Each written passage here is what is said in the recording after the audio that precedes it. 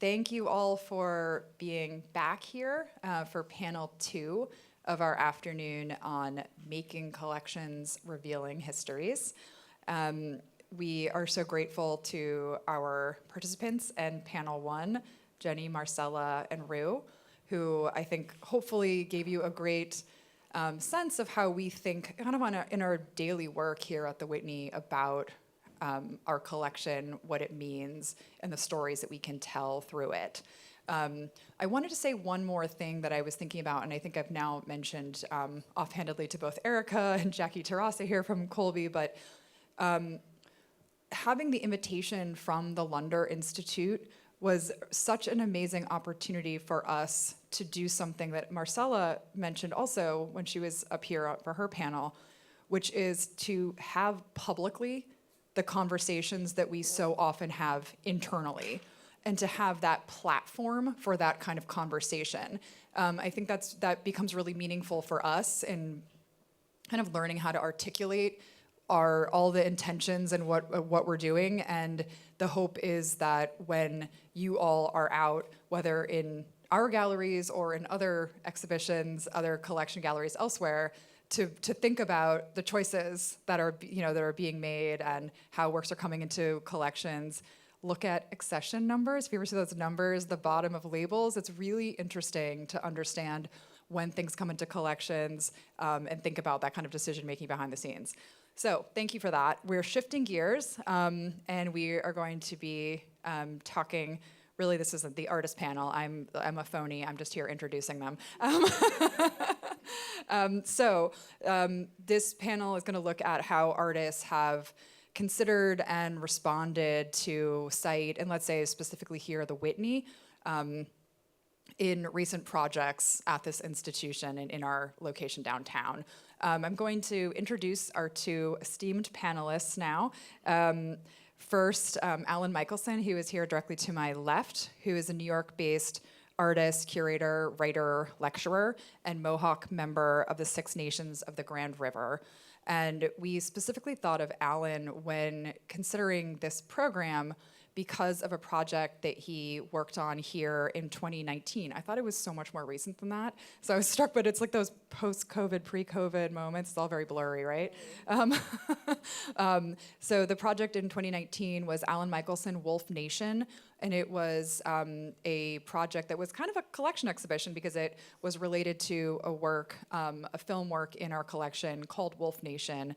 And it was organized by our colleague, Chrissy Isles, our film and video curator.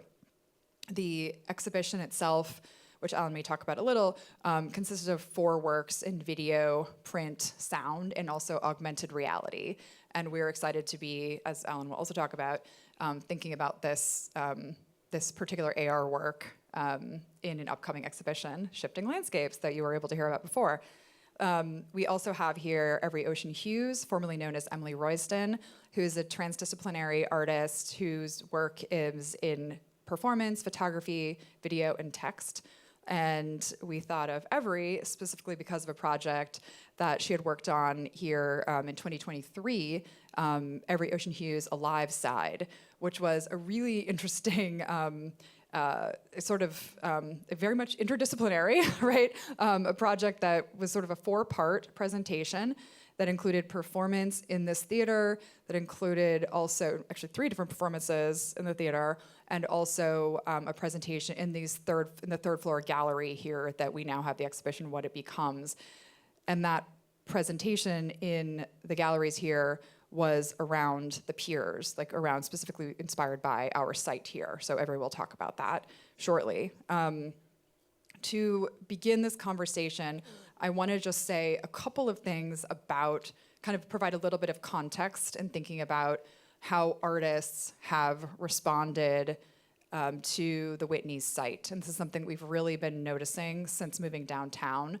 Many artists who have been invited to participate in an exhibition have actually kind of pivoted or have really thought about like the windows we have here that are connecting to the river, that are connecting to the histories of this downtown landscape and have been inspired by that. So obviously if we did not have this black screen behind us, we'd be looking right out onto David Hammonds' project, Day's End, which hopefully you've all had a chance to see or will have a chance to see on your way out, which is really a sort of ghost structure from the past, the idea of how to kind of preserve, mark histories, lost histories from earlier moments. This is the marking really the structure of the disused and later demolished shed at Pier 52. And you have David Hammonds' project just from a couple of years ago that itself was reflecting on Gordon Matta Clark's earlier project in 1975, where he had kind of turned this disused shed into sculpture by carving into it, as you see here at the end of the structure, knowing that this shed was to be demolished, which was demolished just a few years later. So how to mark these histories of sight, and also for Matta Clark, thinking about kind of the queer histories of the piers and of all of the activities that have happened here but had not been kind of historicized or marked in a more significant way. We have had artists also think about our site in different ways, in ways of really kind of revealing through their work histories kind of beneath the surface, or histories that kind of these places that had been. So what you're seeing here, if it's clear enough, two images side by side. One where you're seeing, it's the project by De Hosa. It was named after the address 95 Washington Street, which is where this billboard is located. So on the right, you're seeing kind of a zoomed in visual of the billboard. On the left, if you're pulled back, like kind of on the street, underneath the High Line, looking out onto it. So as you can see, especially from the image on the left, Doho was really interested in how to mark the site of the former railway that did not actually end here on Gansevoort Street. This is the kind of the elevated railway that we have that has been transformed into the High Line, but that ran much further downtown. And so how to almost mark that, the history of that, this important route of passage in the city's history. We have also had projects like Nayland Blake's work that he had made for the 2022 biennial, and you see that thinking about the site and here specifically about queer histories within our neighborhood, created this project that essentially turned the west-facing, this is the lobby in the museum, turned those west-facing windows that look out onto the West Side Highway and out towards the Hudson into a recreated facade of the mine shaft, which was a members-only gay sex club that operated from the mid-'70s to the mid-'80s, really one block from here. So kind of, again, bringing these histories back to life. And I think that idea of kind of the city as a palimpsest in a way, and how we have this place around us where like histories are hiding in plain sight, and even thinking about how artists,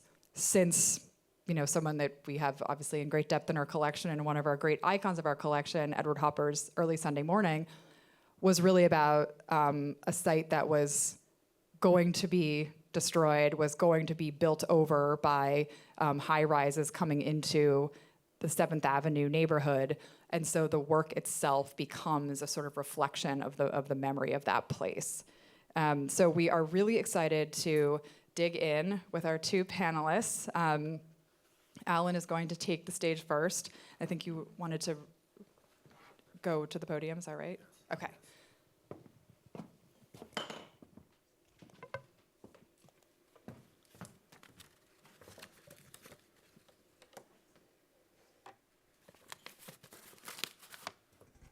Thank you, Kim, and thank you, Whitney, for inviting me for this program. It dawned on me only recently that founded in 1931, the Whitney is nearly a century old, and that my relationship with it dates back a half century to my pre-artist undergraduate years in Manhattan in the early 70s. As an art-loving Boston provincial with little exposure to modern art, let alone contemporary art, I was powerfully drawn to the two of the city's bastions of modern and contemporary art, MoMA, which was much smaller then, and the Whitney, then lodged in its Breuer building on the Upper East Side, which with its dry moat and imposing architecture looked like an actual bastion. My first encounters with certain works and artists, Guernica, Picasso, de Kooning at MoMA, Johns and Rauschenberg at the Whitney, to name just a few, were revelatory in every sense of the word, and led to my eventual switch of focus from English to art, and switch of institutions from Columbia to the Museum School in Boston. I never dreamed in my larval 20s that I would ever have a solo exhibition at the Whitney, or even one work in the collection, let alone a second pending.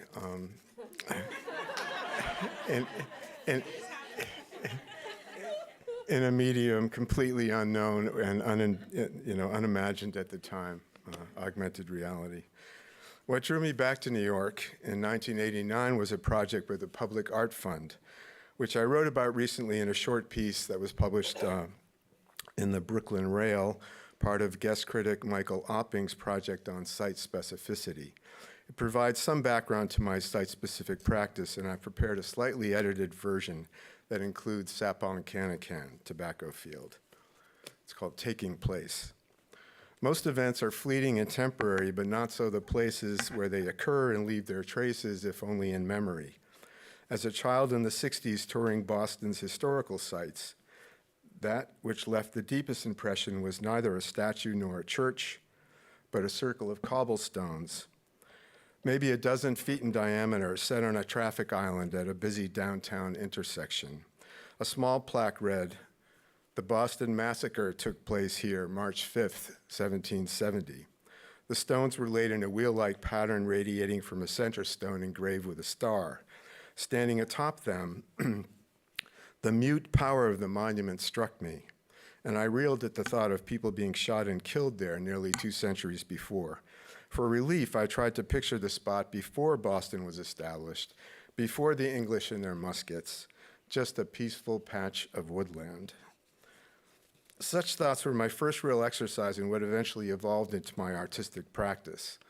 All that had been taken and taken place at that place, its taking from the Massachusetts people by the English, its passage from clearing to cobblestone street, to the site of a massacre that stoked a revolution, to a modern traffic island, constituted the place, not simply what was visible at surface level. Absent was any reference to the racial narrative of Boston's Puritan founders, an import even more deadly than the diseases carried over in their ships, a narrative that would ultimately rationalize and justify the taking of the continent and the devastation of its indigenous peoples. I am Mohawk, or in our language, Ganyengahaga, people of the place of Flint, one of the 6 nations of the Haudenosaunee, people of the Longhouse, whose territory span most of present-day New York State. Embedded in our name is the concept of territory as a communally built and maintained house, as a homeland. In waves of warfare and double dealing, our places were taken from us, but our deep connections to the land transcend such claims. Place is not an abstraction to us. It is fundamental to our identity, ontology, and traditional practices. As clan members, wolf, bear, or turtle, we identify not only with place, but with our non-human relations, some of whom were eradicated from our places along with us. In our culture, being of the land comes with obligations to it and to all of the life it supports. This is a still from Wolf Nation, the video that was the first one collected by the Whitney.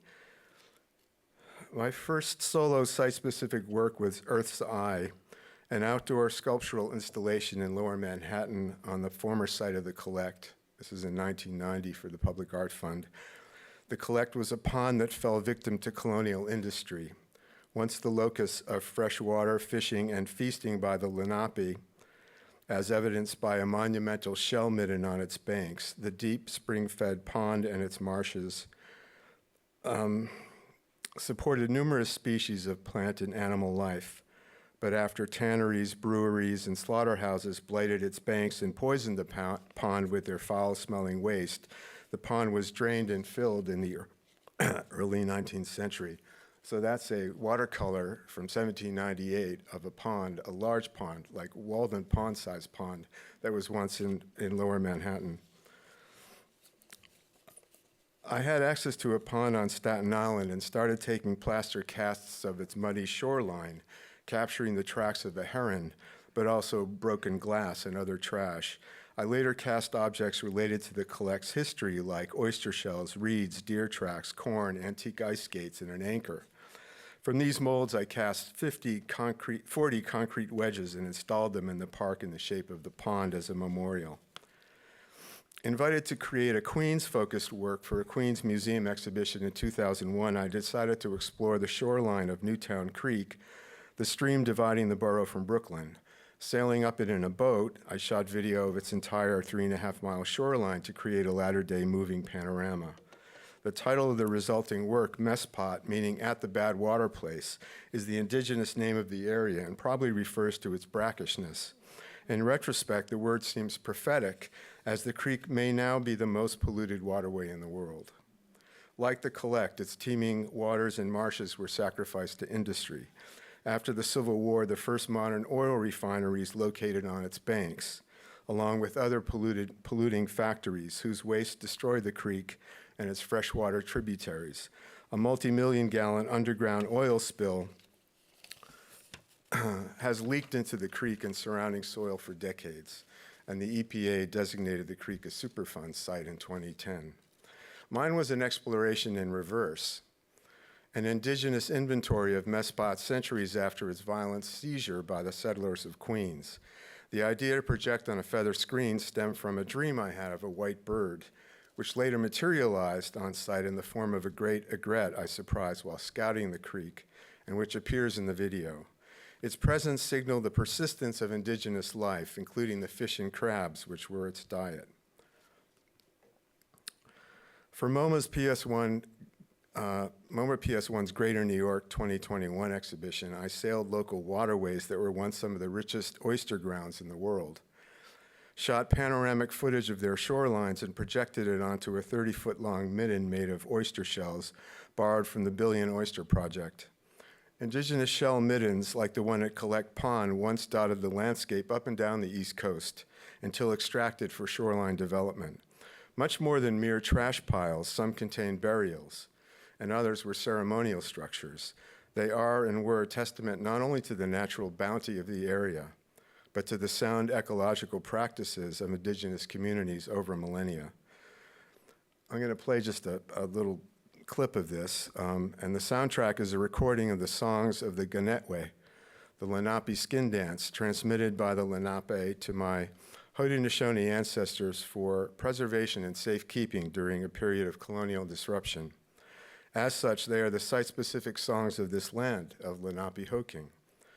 A midden unearthed in Dobbs Ferry in 1998 was dated to 6950 BCE. Middens and mounds of the eastern woodlands are the great earthworks of America.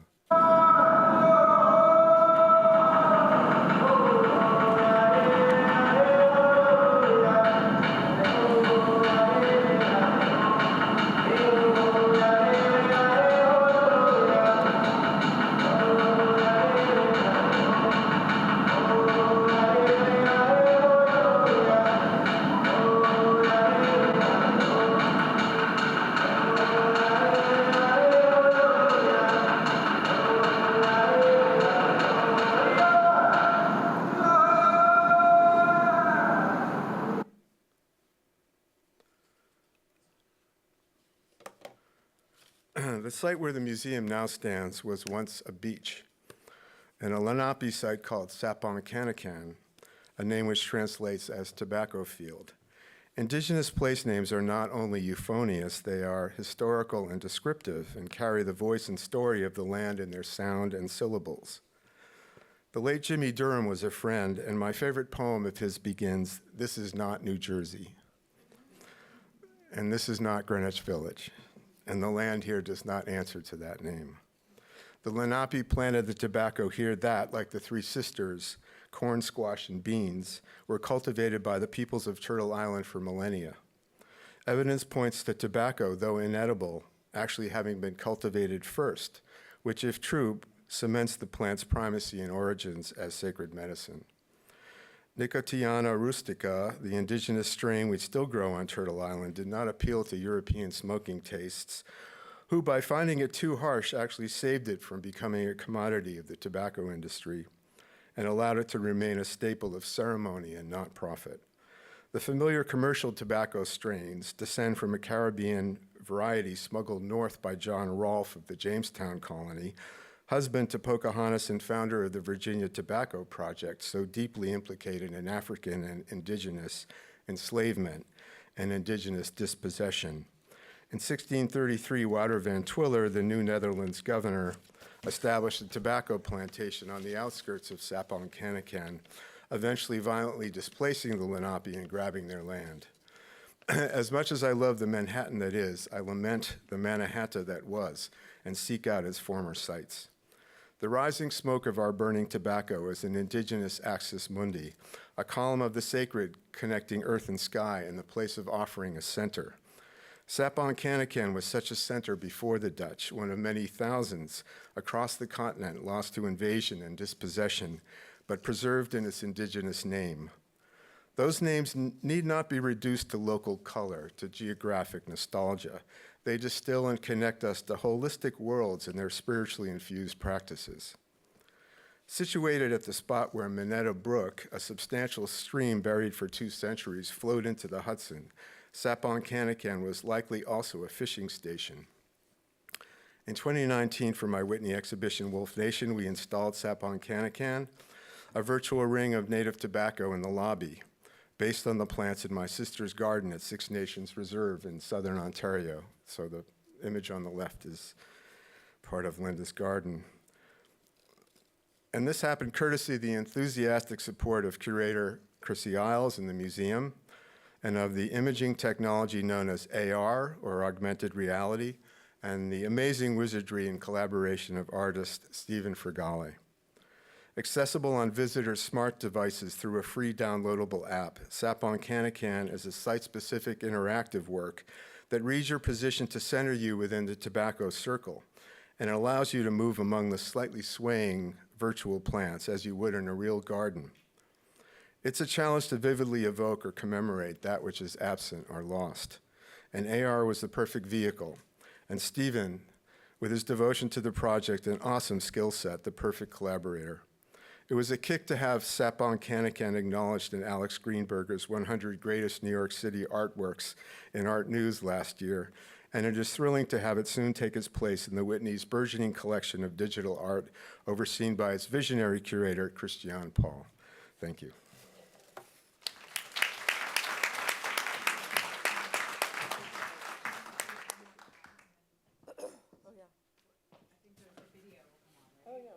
Oh, that's right.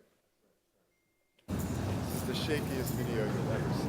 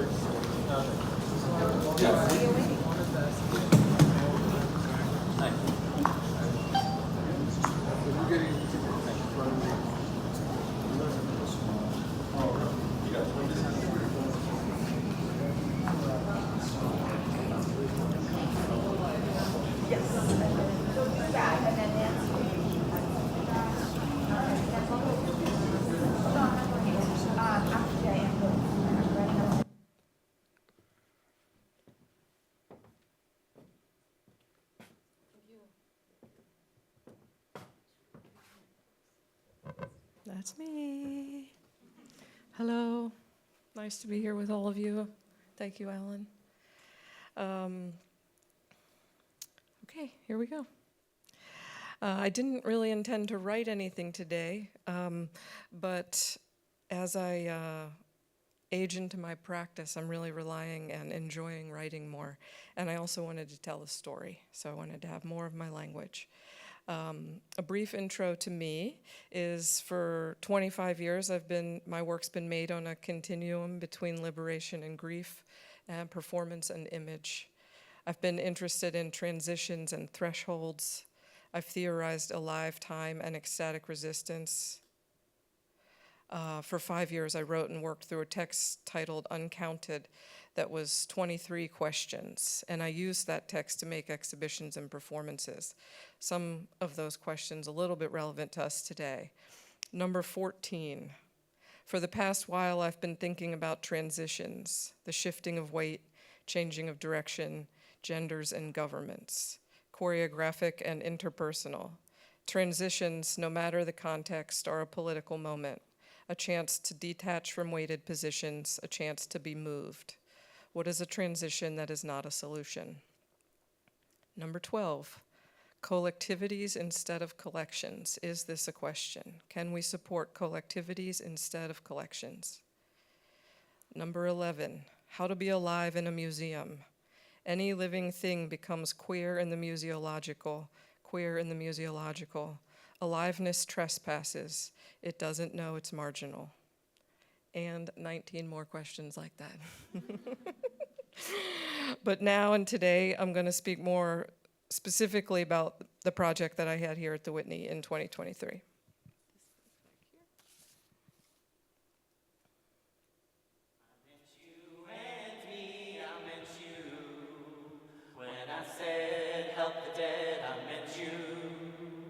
I meant you and me, I meant you, help you, help dad, help me, help the dad.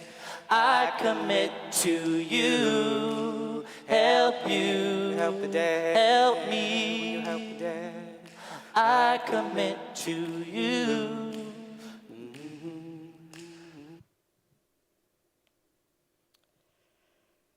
I began the Piers photos in 2009 on the tail end of my ecstatic resistance project. In ecstatic resistance, I was thinking about transformative encounters, and public space became an important idea. Sites where histories, big and small, known and unknown, have happened. What is public space designed for versus how is it used? Space transformed through use, community needs, growth and decay, bodies in the city, layers of change, regulation, law, shifting margins, and activities once considered marginal. The Piers had always been a grounding point for me since I first moved to New York in 1999. Looking back, it was two things drawing me here. One, I grew up in a rural waterfront town with seabirds, crabs, fishing boats, docks, and pilings. The smell of the murky water. That's my deepest root. And two, the queer life of the Piers and the history I was inheriting as I moved to this storied city and neighborhood. In fact, the first artwork I ever made as an artist, besides enthusiastic undergraduate stuff, was in this neighborhood and about that inheritance, a photo project in which I interacted with David Wojnarowicz's Rimbaud series. A Wojnarowicz photograph of Peter Hujar is my artist's origin story, what set me on this path. I had already been studying histories of social movements, and then that photograph and all of the work that I would soon find helped me feel more, that continuum between liberation and grief. I would walk over to the Piers if I was feeling good. I'd walk over if I was feeling bad. My best friend's sister was letting us occupy her $400 rent-controlled two-bedroom West Village apartment, and the Piers were my backyard that first year. So 10 years later, when I was inside of ecstatic resistance and thinking through these ideas, the Piers and waterfront, as profoundly changed as they were, came into sight again. The pilings, warehouses, the neighborhood, and walkways, and all of the people who were showing up, all different. It was actively and swiftly being transformed into a different kind of public space. Gentrification, capital, and city cycles, I thought about what I loved and what I'd sensed and perceived there, what I was inheriting, what was still needed, and I thought about it on the grand stage of New York City, the waterfront, the horizons, the city skyline.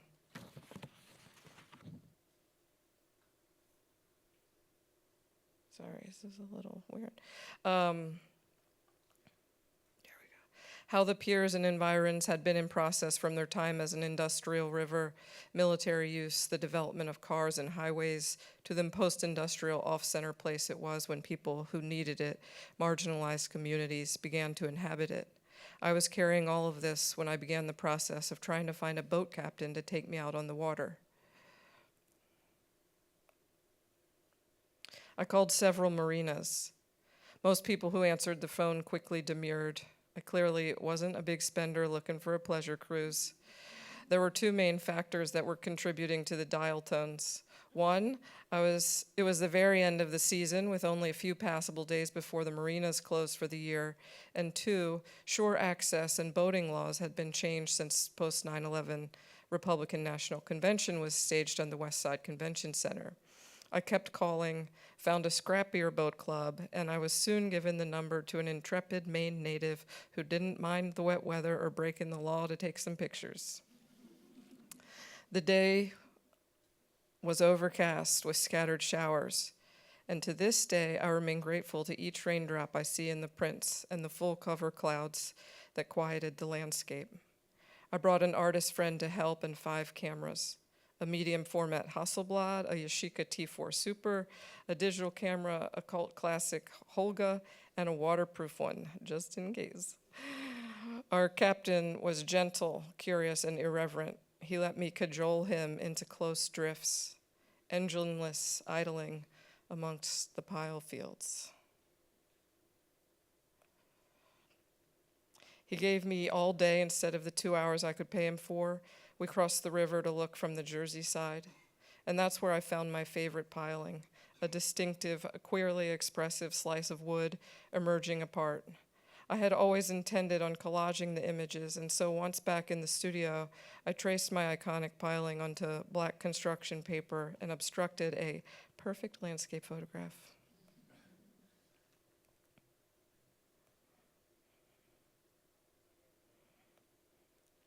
For another, I abutted a field of pilings to a rundown pier, aiming for disorientation.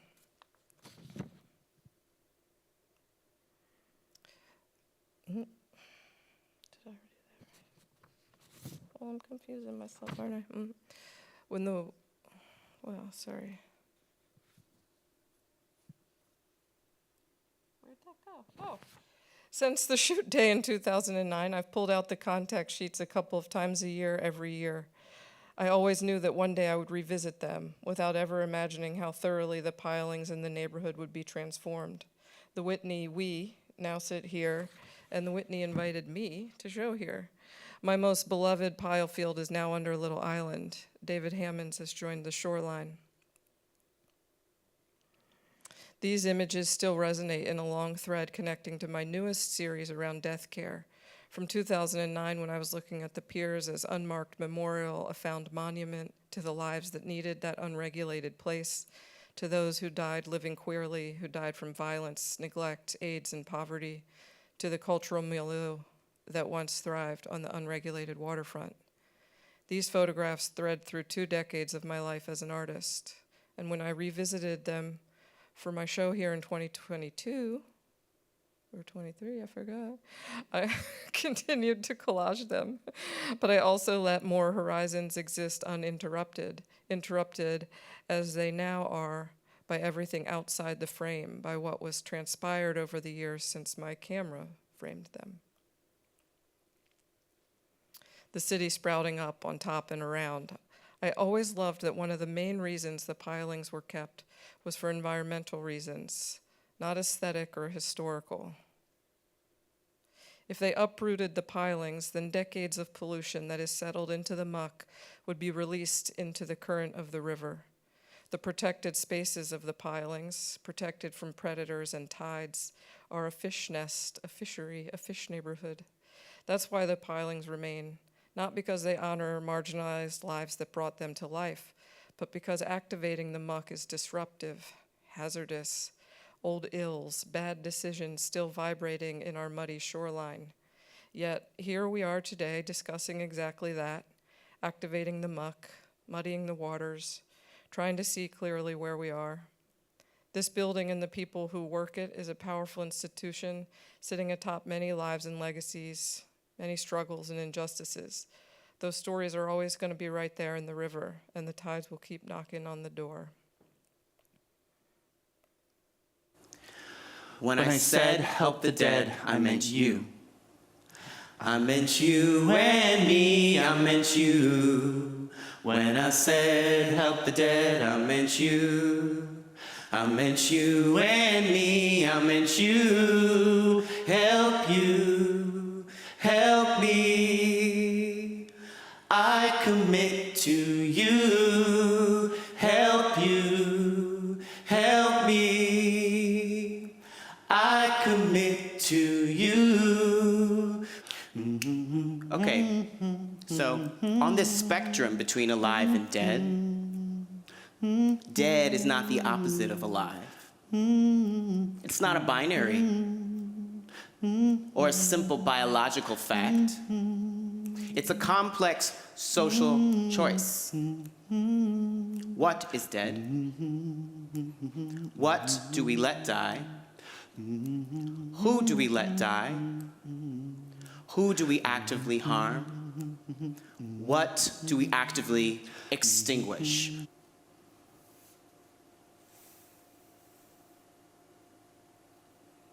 The first time I met.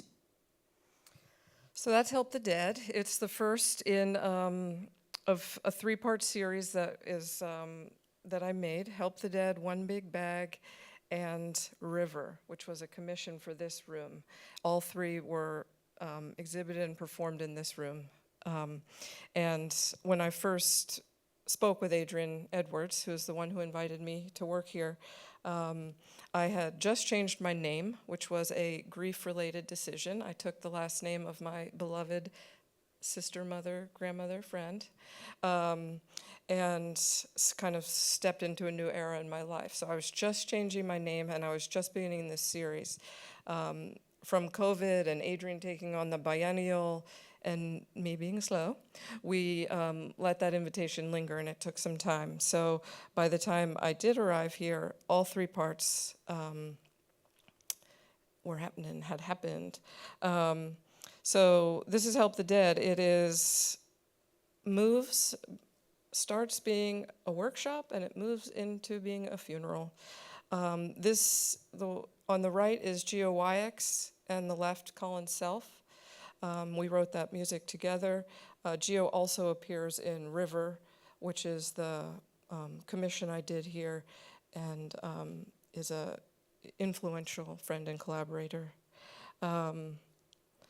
So the idea with showing all three parts and the peers photos was that I've always been very concerned about how one arrives to the space of performance.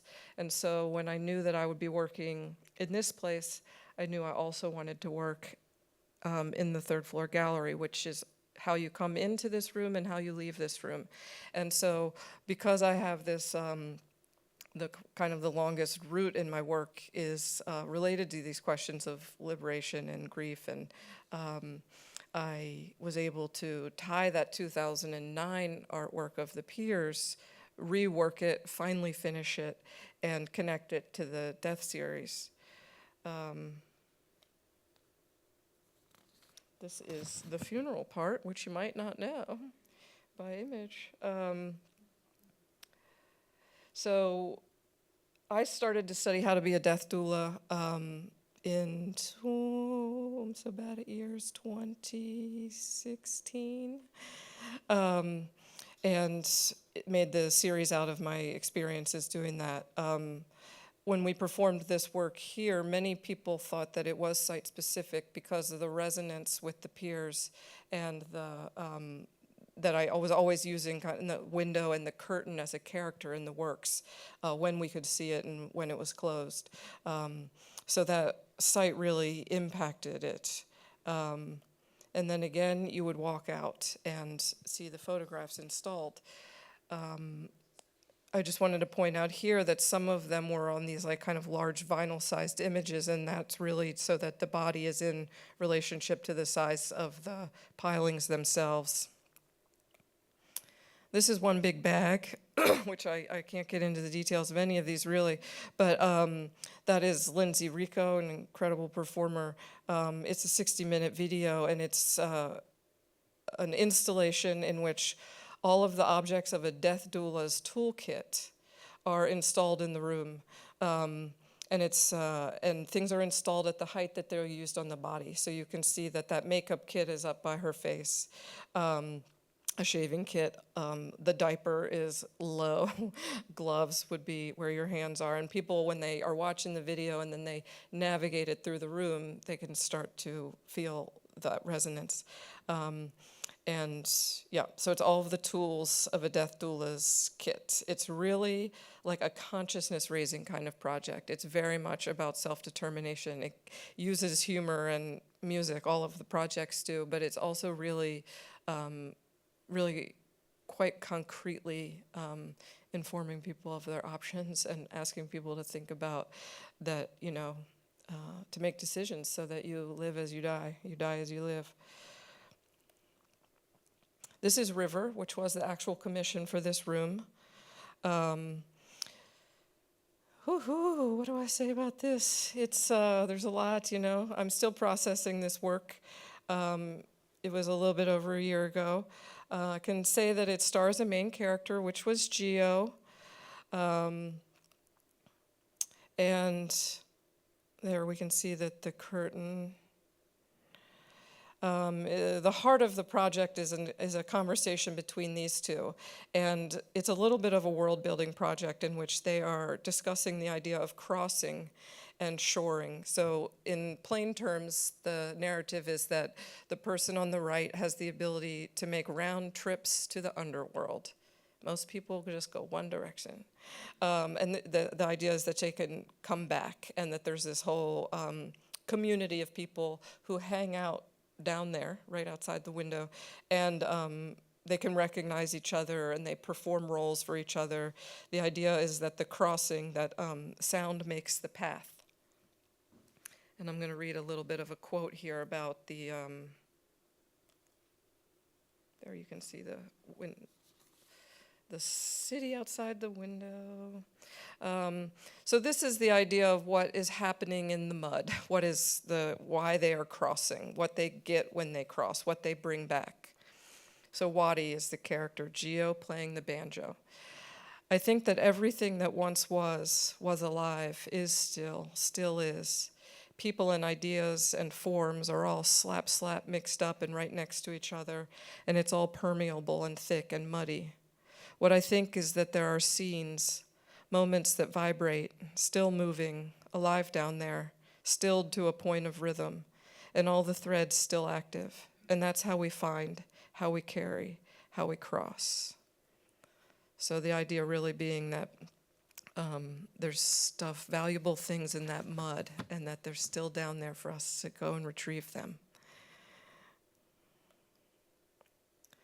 And then again, when you leave the performance, you're seeing the Pierce photographs. And this one was important to me. It's obviously installed in the office at the end of the hall, because I liked the idea that when you look into the building, you're still seeing the site. So looking into the building and seeing the site, the scene, the stories, the history, and the choices that have been made. And one last contribution to this conversation. So just as when we staged Help the Dead here with the river and the pilings as our window stage, I can ask again today and let this resonate with the state of American art and our museums. On this spectrum of alive and dead, dead is not the opposite of alive. It's not a binary or a simple biological fact. It's a complex social choice. What is dead? What do we let die? Who do we let die? Who do we actively harm? What do we actively extinguish? And that's my world.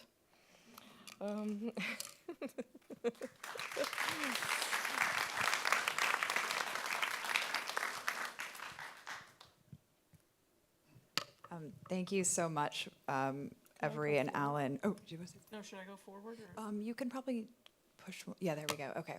We can always go back if we want to look at any specific images. I was really taken by how many pieces of both of what you presented that resonated in ways that I had not expected, but, and I'm just gonna maybe try to prompt some of those, and obviously you two can prompt each other as well. But keep picking up on that last note and the sort of what do we let die, who do we let die? I couldn't help but think back to Alan when you were speaking and you were talking, you said something like, you know, I love Manhattan, but I lament the loss of Mannahatta. And I was wondering if you wanted to speak more about this sort of the sense of mourning. This, you know, it's not just about marking histories, but also mourning those histories. Yes, and remembering them too. I mean, I think if you remember it, it doesn't quite disappear, and so much has disappeared, and so much was made to disappear. You know, forget his name, but the fellow who worked on the project called Mannahatta. It was a book and a whole thing that came out about 10 years ago. Might be Eric Anderson, something like that.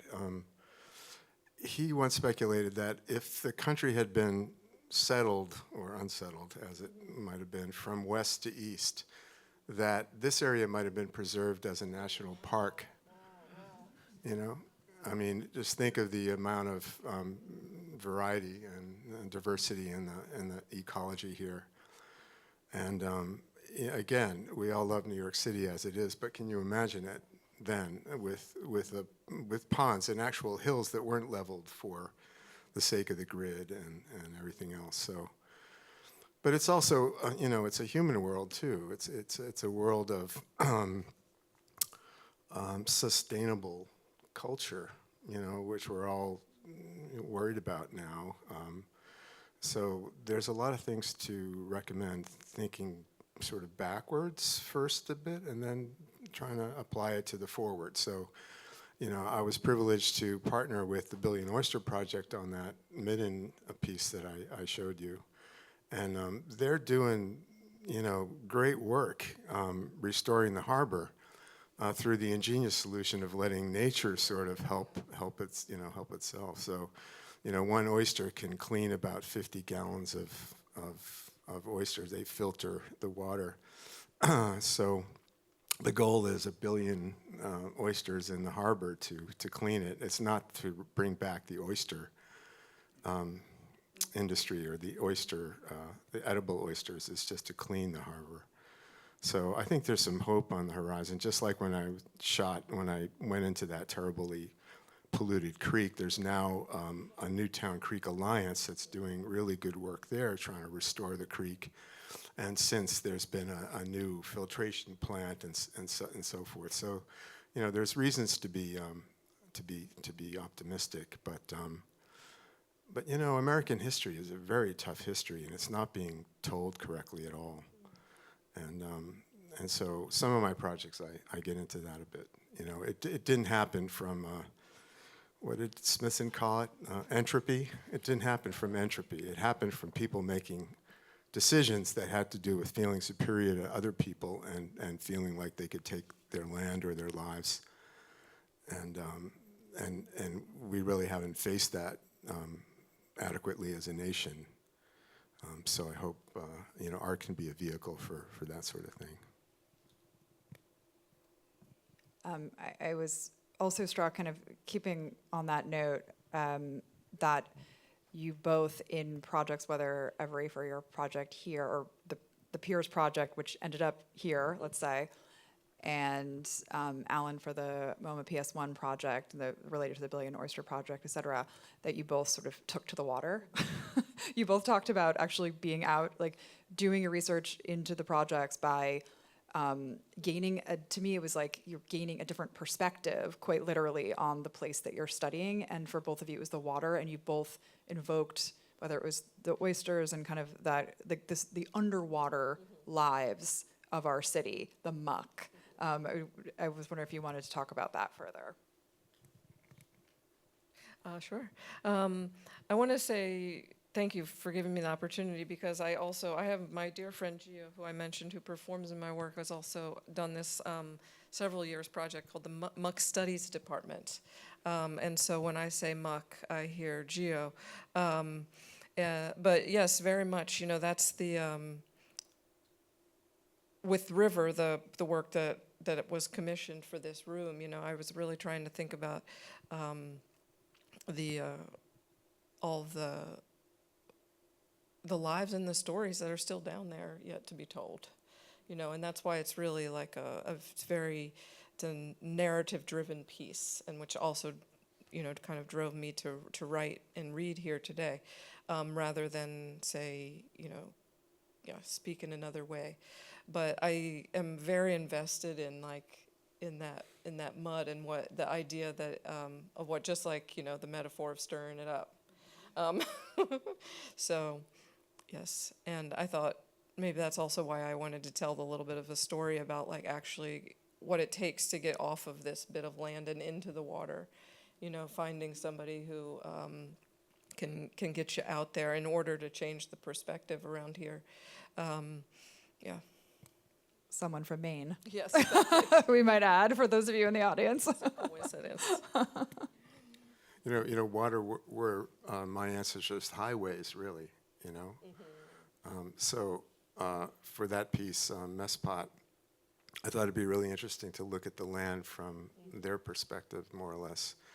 And also, just, setting up a tripod on the hull of a boat on a very glassy, calm surface creates quite an effect, It's like a perfect dolly shot, or what is it called like that, just, so you get Spielbergian sort of, and it's very dreamlike, the piece itself. I didn't show a clip from it, but yeah, so water. And I also related to your idea about how do you get somebody, when you don't have a boat, how do you get somebody to take you out? And I got this tip, because I was looking around Flushing Bay initially. I was looking at Queens, and somebody told me about a fellow, an older guy, who lived on his boat and had the hamburger concession at Shea Stadium, the previous Shea Stadium. And so I knocked on his boat, and he came out, and he was sort of Popeye, honestly. He was a 70-year-old guy who had a 14-year-old daughter, actually, who he was raising on the boat. And he took me out for just gas money, yeah. And I was expecting, actually, to try to do something with Rikers, because I thought that was an interesting site, but it's, no. So we sailed down the East River and just tucked into Newtown Creek, which I, wasn't that aware of. And as soon as I saw it, I said, yeah, this is interesting. And later came back with another, he recommended somebody else with a much bigger boat. Somebody out of The Sopranos, honestly, this big cabin cruiser sort of boat with two silent guys from New Jersey who took me up that creek. It was interesting, but you meet some interesting people on the water in an urban area. Yeah. But it's I grew up partially in Boston, and the Charles River, you can take it a little sailboat or a little rowboat out on it. You can't really do that very well here. It's a fjord. It's not a river exactly. Here. And I guess also thinking about the river and kind of what is revealed, even just look without having to be out on the water or go under the water to the muck. Thinking about the images of the pilings, and in thinking also about something you had described earlier, Alan, about the sort of the mute power of the monument. those that you were speaking of were, you know, more kind of capital M monuments, let's say, monuments that were built as monuments. And then ever you were really speaking of the pilings as it felt to me kind of like monuments for you. So I was wondering if you both might want to also kind of think about this question of what is a monument, or those works that have those objects that have kind of passed through your interests and your work. Yeah, that was one of the questions that was really in the foreground of my project when I started it, you know, and those questions always kind of transform, like what gets you into the project, what happens while you're doing it, but certainly thinking about monumentality and marking of history, you know, so like, yeah, moving to this place and then finding out all of the things that are sort of still, that are just like a few inches under the pavement. Like none of it's very far away. You know what I mean? It's just like quite under the surface, or it's like it's out there in that muck. And thinking about, you know, so for me, if it's in 1999, that was, you know, before they'd done a lot of, we're telling different stories that people are trying to tell now, and doing more research and making more visibility. So I was really thinking about the history of this place, and all of the ways it was used, and how what remains. There is an AIDS monument out there that always made me very angry. So also my project, I felt like wanting to not build something more, but to look at what was here and kind of enliven what was already here. And then the collaging felt like the act, you know, that was like my interaction with it. When my show was up here, you know, I thought, oh, there's so many ways that somebody can look at it and think that they are landscape photos, and they are, okay, but it's another thing also, you know. So, yeah, it's kind of the opposite of like building a monument. Go ahead, Alan. You know, that monument that I first referred to, the Boston Massacre Monument, is probably the flattest monument. Yeah, this thing out here is too. At least in Boston. And that orientation to the ground plane and this idea of almost a conductivity through the soles of your feet, something that stayed with me. I didn't need the land artists actually to sort of feel that and you know, start to orient that way. And I actually did a monument. I was commissioned to do, I do some public art, and I was commissioned to do commemorative, or a monument honoring Virginia's native nations. So I did that. It's on Capitol Square in Richmond. And Richmond has some very weird monuments, very dicey monuments. And at the time, they hadn't actually taken them down yet. So mine was actually something that was, you know, oriented toward the land and not a vertical monument. But I actually have a new commission for the Museum of Fine Arts Boston that's going to open in November, where I'm actually sort of responding to outdoors, responding in the entrance to the museum to a monument that's been there since 1912. It's a bronze equestrian statue called Appeal to the Great Spirit. It's part of that era where everyone thought that Native people were dying, and it was like the dying race thing. It's a horse like that, and so monuments are something that I think, because they're in the public and because they embody all sorts of stories and narratives, I think it's important to question them and to challenge them. Not necessarily behead them, but I think it's good to think about them in a different way.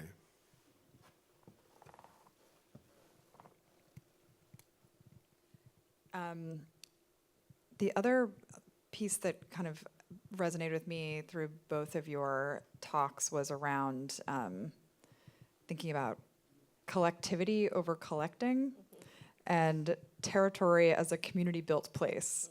I thought those were, you know, you each invoked one of those phrases, and that really struck me, especially as we were, you know, thinking today, especially in the earlier panel and here at the Whitney, as many museums, thinking about what it means to build a collection and create these histories through that process. Anyway, I was hoping that maybe you could both speak a little bit more about those ideas as well.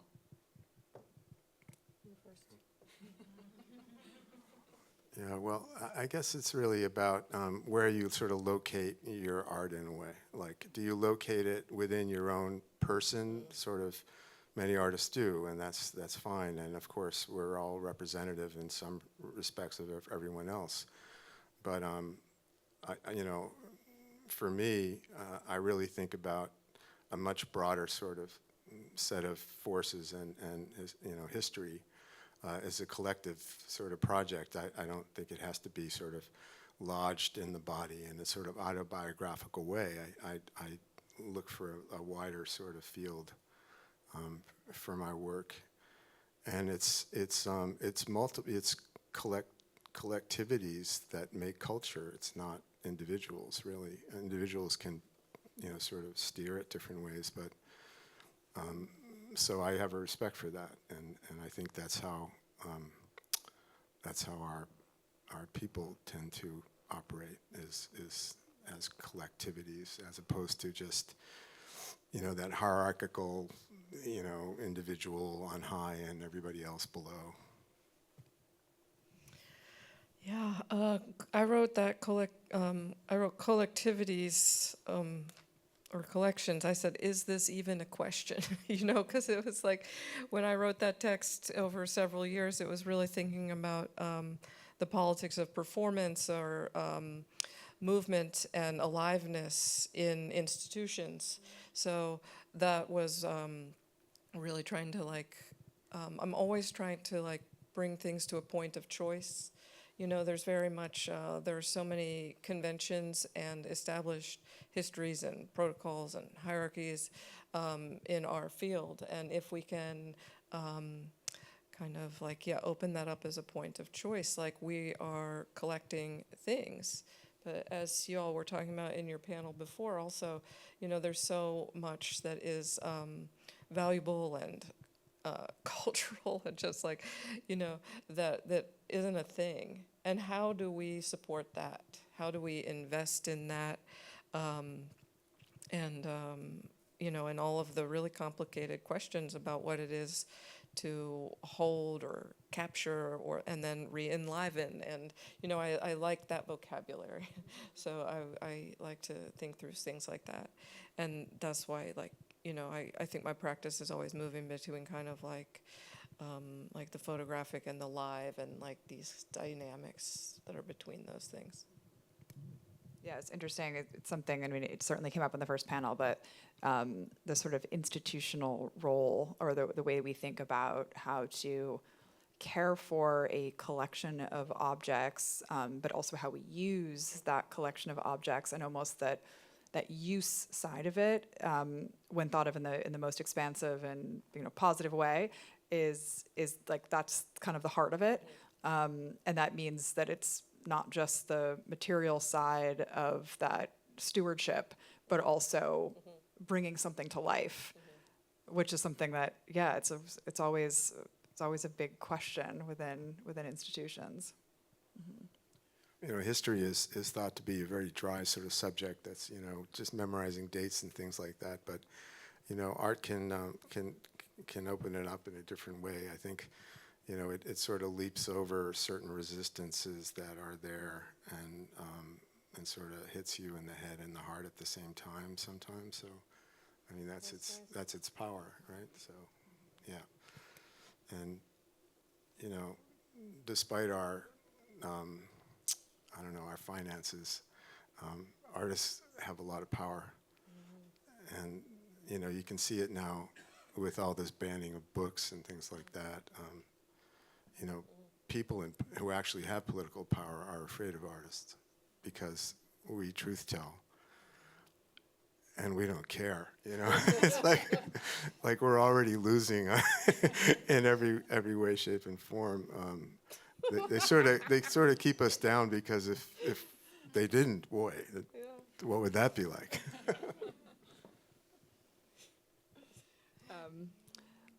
we are nearing the end of our panel, but we wanted to save time for questions from the audience after leaving you on a kind of a fun, positive note there. I think positive. We'll say. But if anyone has questions, please raise your hand. I think we have microphones that will come around as well.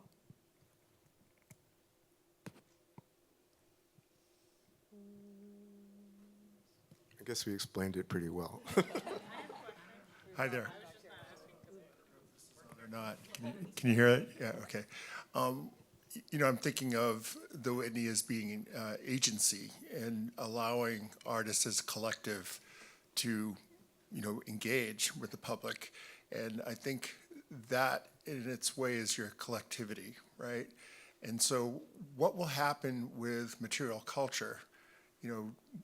What will that be, and what will your archive be in tandem with that collective?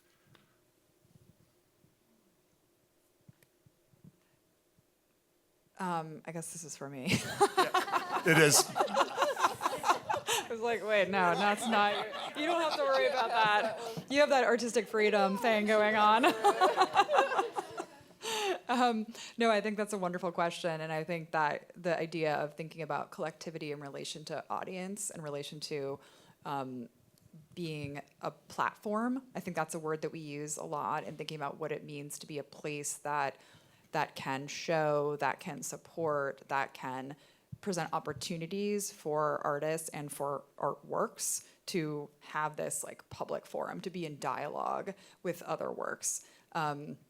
So to your question, let me just make sure I'm understanding correctly though, is really around how we sort of hold on to that idea of collectivity going forward, or how we like preserve that collectivity?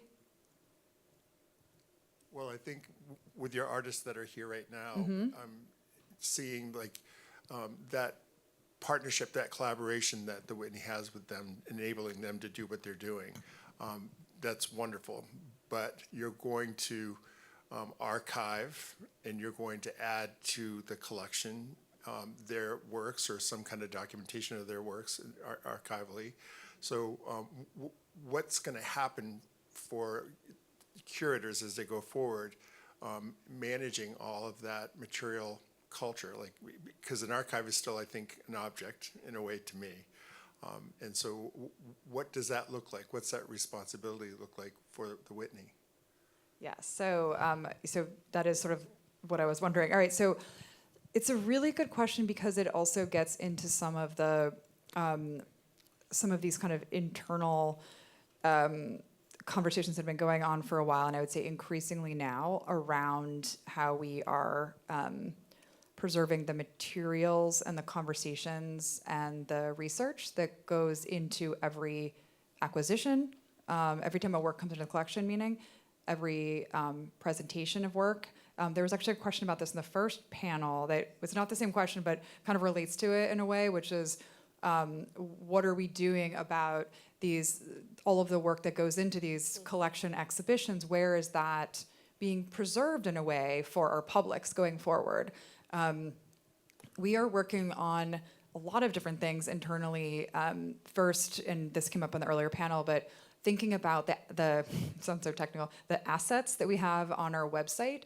So whether that is, normal kind of text assets, like around didactic texts around an exhibition, video of programs, let's say, around an exhibition, so that someone from the public who had come to an exhibition or not could access that through our website and see not just these were the works that were in this show, but also these are the ways that these works were brought together. This is what was written about them.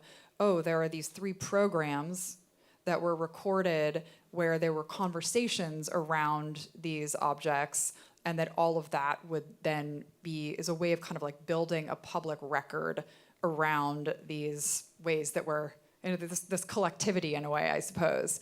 And then there's, a lot of that same kind of work being done and forming those various assets internally on various databases that we're working on also, so that some of the research that is maybe not public facing yet is still being built and cared for curators to come.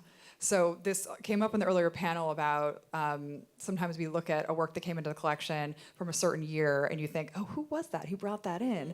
And there's a name. Like these decisions are made by individuals. So there's, the histories of collections are histories of individuals that made things happen at different points in time. And a lot of that is more important, let's say, internally for us to know and to have that material so that someone coming down the line can access that. So there's sort of two sides of that, is allowing the public-facing representation of like all of the collectivity around a project or work, and then what we are trying to do within our own databases on the inside. No, it was so great to hear the three curators talk about their shows. I mean, I don't know if you guys ever think about recording, just like doing a little video of thoughts about your shows, but it was pretty great to see it. I can imagine that could be a way of preserving some of that without having to write a whole thing, right? Yeah, I was thinking about oral history, and that often when we're more conversational and informal, that those are some of the juicier bits, that don't get institutionalized, and certainly we don't always want those things to be known.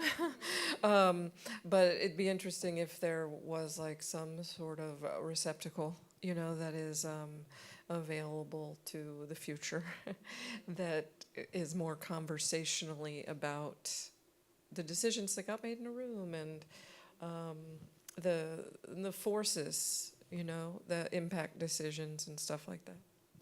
No, I love an oral history, like just as long as it can be. Just reading through that is always so amazing. And as you were thinking about this and going back to your question too, it makes me think about research into exhibitions from the past, like decades ago, where you are going through all the curators' files and all of the written correspondence back and forth and all of the checklists that you see things being physically crossed out and annotated, and there's so much to learn from that, and we don't work in that same way all the time anymore, right? So there are certain things that we also now think about are a lot of these, like these conversations that we all know and they're very alive with us now, are they being recorded in a way that will be useful down the line? We miss those, like we don't necessarily have curatorial files that look like that anymore. Yeah, like the mimeograph, the carbon copy, all of that, so yeah. Well, this one's being recorded. This one's being recorded. That's a lot of data. Yes, exactly. Could you just talk a little bit more about your statement in the opposite of death Oh, is not necessarily dead is not the opposite of alive. life? Let me bring that up. Yeah, I mean, that's really that quote. I shared it really twice because it's at the heart of, I feel like, the work that I've been doing these years. And again, it's the last lines. What do we let die? Who do we let die? Who do we actively harm? What do we actively extinguish? So for me, it's it's choice, and it's this idea of like that, there's so much that is vibrating and resonating, and these very active threads, that we can make political choices, personal choices, to re-enliven and to bring into the room, to bring into the frame of a question. So dead is not the opposite of alive. Of course, this work was about dead bodies, but I'm also like an abstract in my mind person. And so it's like when you zoom out, it's wanting to think like the way that, what is the way that we memorialize people, what is history, dead is not the opposite of alive.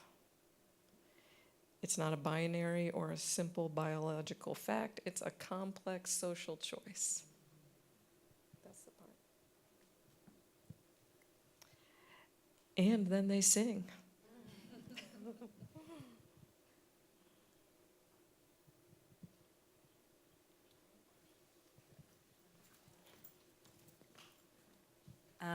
Thank you for such a great panel. I wanted to ask both of you, you both used spaces in the museum that are not like the kind of big marquee kind of whatever kind of spaces, and I'm curious about, Alan, your experience of the lobby as a site for kind of something that's there and not there, and I can see conceptually it's such a beautiful project, but I'm kind of curious just like reception-wise, what your experience of it was. And then your installation was so beautiful, and one of the things that has stuck with me so deeply is the color palette that you used in the framing and in the wall colors. I'm just curious if you could talk a little bit about, it was just so clearly intentional.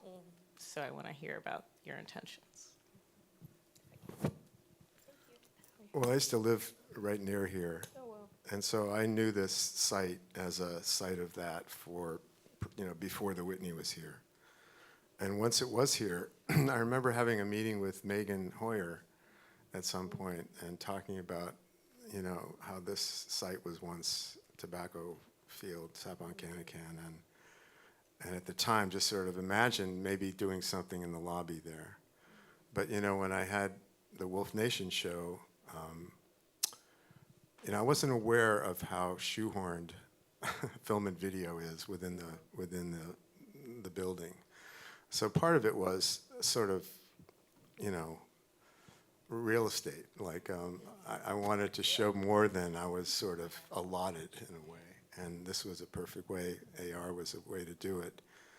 But there was no other place really in the museum that would make sense to put it, and I like that it's the most public place. You can walk in the lobby and not actually go into the museum. So I liked all that accessibility. But we were talking about this at lunch, like the museum is built up on a little pedestal, but you don't experience it that way. You experience the lobby as being sort of ground floor. So again, that ground orientation, it made sense, and then something growing and unexpected in the lobby, so. That's why. And for me, I just think color does so much. It does a lot. It is like that word that we like to use, transformative. And I wanted a zero chance of neutrality, and I wanted to make sure that this kind of frame is repeated over and over again. So like that's that's on the wall, and it's the same photo that's in the frame. And that's when we turn back into the building. So it's, it's just kind of acknowledging it on all the levels. And wanting, I guess I also have this kind of instinct, like the way that I said that that performance turns into a funeral, but it's actually like a Stevie Wonder dance moment, so it's like I like to use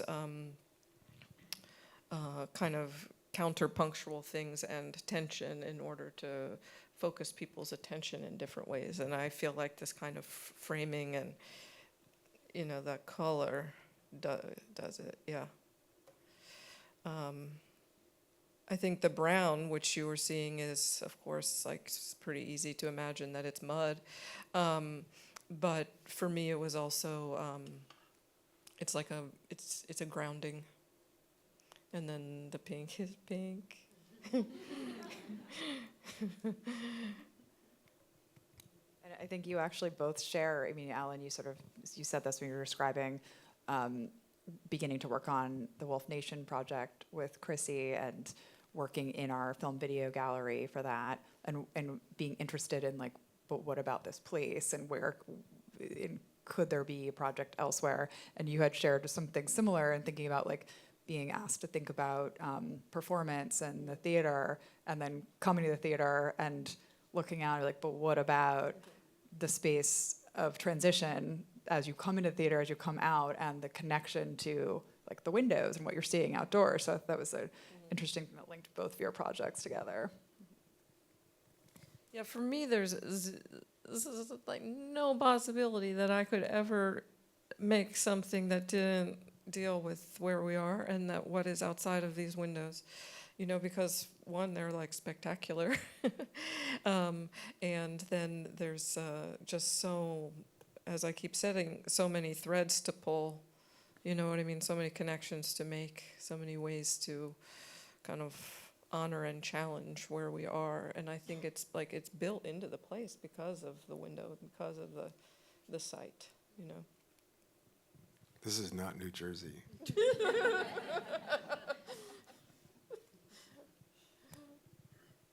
Do we have one more question, or are we going to leave on that note? This is not New Jersey. I don't know. I feel like.